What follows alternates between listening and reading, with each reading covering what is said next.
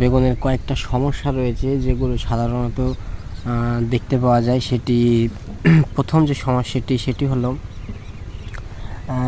হলো বেগুনের পোকা। বেগুন এমন একটা জিনিস যেটি সর্বপ্রথম যে সমস্যার সম্মুখীন হতে হয় সেটি হচ্ছে বেগুনের পোকা।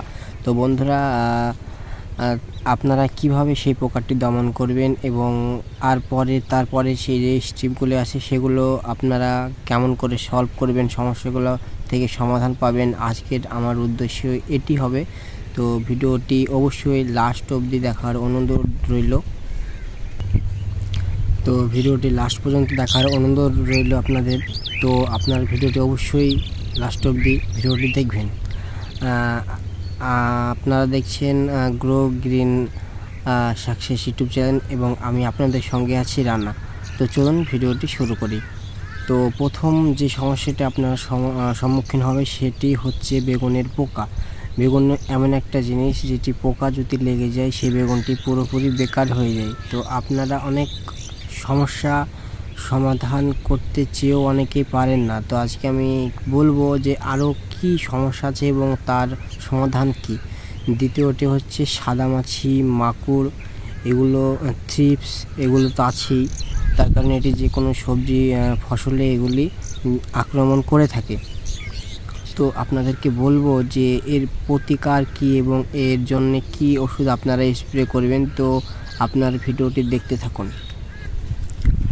তো আপনাদেরকে যেটা করতে হবে, সর্বপ্রথম যেটি করতে হবে সেটি হচ্ছে বেগুনের পোকা দমন করতে হবে। তো আপনারা নানান রকম ওষুধ স্প্রে করে থাকেন বেগুনের পোকা দমন করার জন্যে, ঠিক আছে। তো যারা নতুন তারা হয়তো বুঝতে পারবেন না যে কোন বীজটি কখন বা কোন ওষুধটি কখন দিতে হবে। তো তাদের উদ্দেশ্যে আমি বলে রাখি, পোকা বীজটা তখনই প্রয়োগ করা উচিত যখন গাছে জালি নামতে শুরু করে দেয়। ছোট ছোট একদম যখন ফুল থেকে জালিতে রূপান্তরিত হয় তখনই এই পোকার ওষুধটা স্প্রে করা উচিত।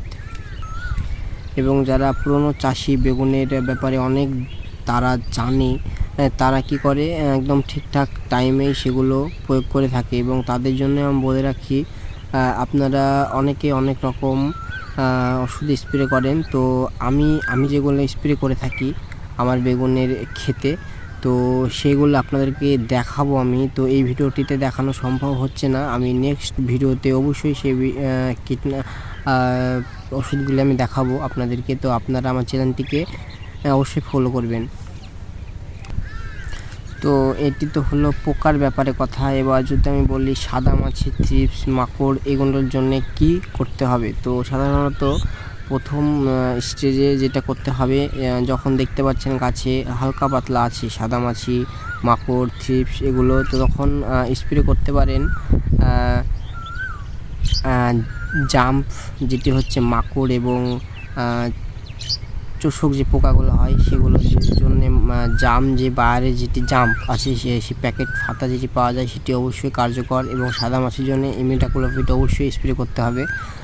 তারপরে যদি আরও আপনাদের মাকড়ের চাপটা বেশি থাকে বা আরও অন্যান্য চোষক যে পোকাগুলো হয় সেগুলো যদি দাপট থাকে পাতার উপরে বা গাছের উপরে, তাহলে তারপরে আপনারা নেক্সটে চলে যেতে পারেন অবিরন, তারপরে একতারা সাদামাছির জন্য আপনারা ইউজ করতে পারেন বা দিতে পারেন, স্প্রে করবেন। আপনারা যদি মনে করেন একতারাও দিতে পারবেন। তো এগুলো আপনাদেরকে আমি জানাবো যে কত লিটারে কত ml করে এগুলো দিতে হবে। তো আমি এই ভিডিওতে দেখাতে পারছি না, কারণ আমি ভিডিওটি অনেক বড় হয়ে যাবে, তাই আমি এই ভিডিওটা আপনাদেরকে জাস্ট জানিয়ে রাখলাম যে কোথা থেকে কি করলে এবং কি দিলে আপনারা গাছটি সুস্থ রাখতে পারবেন। তো আপনার চ্যানেলটি অবশ্যই ফলো করে রাখবেন। নেক্সট আমি এগুলো আপনাদেরকে স্প্রে করে দেখাবো এবং আমি এগুলোকে কত ml করে আমি কত লিটার পানিতে আমি এগুলো দিচ্ছি বা কিসের পর কি দিচ্ছি, এগুলো আমি পরের শিডিউল তৈরি করে নেক্সট একটি ভিডিওতে আপনাদেরকে আমি জানাবো। তো আমার সঙ্গেই থাকুন। আর আজকের মতো এতটুকুই বলতে চাইবো যে নেক্সট ভিডিওতে আপনাদের জন্যে ভালোভাবে শিডিউল তৈরি করে আপনাদেরকে একের পর এক কোথায় কি করবেন, কিসের পরে কি দেবেন, সেগুলো আমি নেক্সট ভিডিওতে আপনাদেরকে জানাবো। ভালো থাকবেন, সুস্থ থাকবেন।